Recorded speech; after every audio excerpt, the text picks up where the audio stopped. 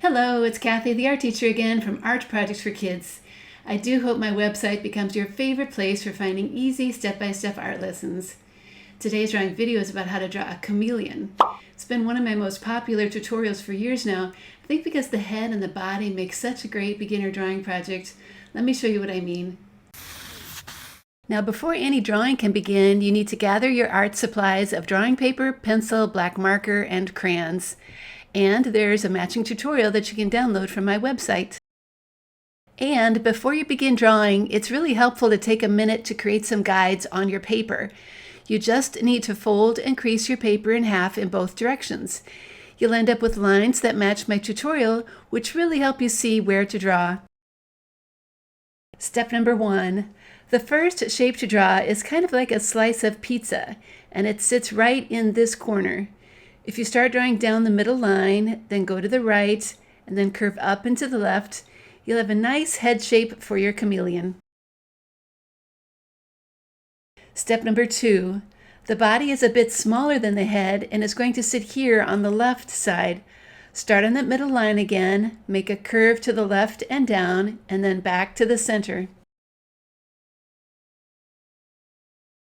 Step number 3. Now it's time to add 2 simple legs. The first one goes under the head and is just a large U shape, and the second leg is the same shape just near the back of the body. Step number 4. Now for the curly tail. It's going to go right here and look like a large number 6 that isn't quite finished. Try to make yours as large as mine so it can have lots of stripes inside. Now go back and draw the other side of the tail. Follow the shape for the entire curl and make it end with a little curved tip. Step number 5. The eye is made from a large circle about the size of a quarter or so, and then a smaller one added inside. Next comes the tongue, which is really fun to draw. It's a big swirl shape that comes out of the mouth and can be as long or as short as you want. It's kind of skinny, so we only need one line to draw it. Step number 6. It's time to draw the stripes. I'm starting with about 5 or so lines that are spread out over the back. Then they need to continue along the tail. Feel free to make them as wide or as skinny as you want. Notice though that they do follow the shape of the tail as you continue around to the end. Step number 7. Now the branch is added underneath that chameleon. Start with a line that is below and skips over the tail and the 2 legs. Then add another line below to finish the branch. It doesn't need to be straight. In fact, it will look a little more realistic if it's not. The last touch is to add some leaves and all that space that we have left over. I'm going to start with a large one here. Then add a small one pointing in the other direction, and even one that's going off the page. Now there's lots of room left over up in the sky, so I'm going to add a sun over here. I'm starting with a large circle, and then adding lots of little line shapes around it. If you work slowly, you'll have a better chance of making them all even and the same size. Step number 9. Okay, it's finally time to trace this chameleon drawing.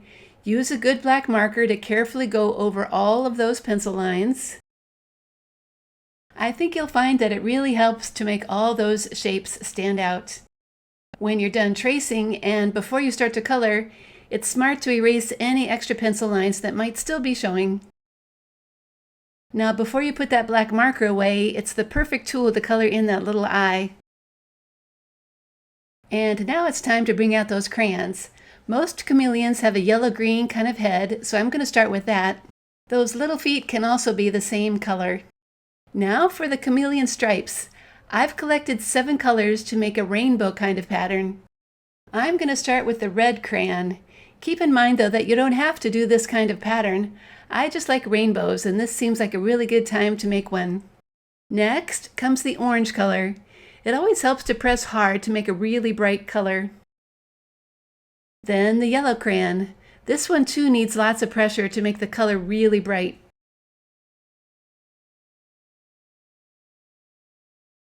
After yellow comes the green crayon.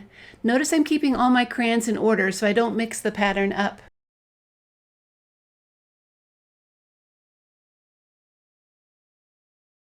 After green comes the blue crayon.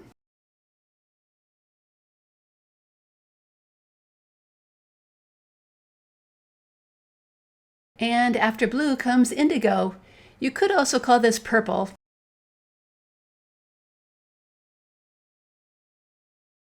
And finally comes violet, which is also kind of a reddish purple. Now I'd like this pattern to repeat itself until I get to the end, so it's back to the beginning with red for the next stripe. And as you can see, I've continued my rainbow pattern all the way through the tail, and it looks like a little blue will finish it off at the tip.